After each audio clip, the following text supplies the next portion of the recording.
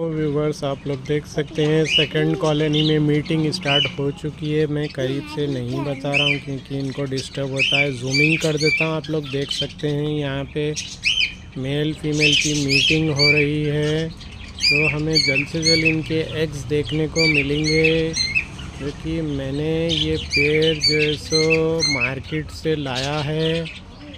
ये मेरी second colony है जो कि एम्प्टी थी, जो कि इसमें कुछ भी नहीं था।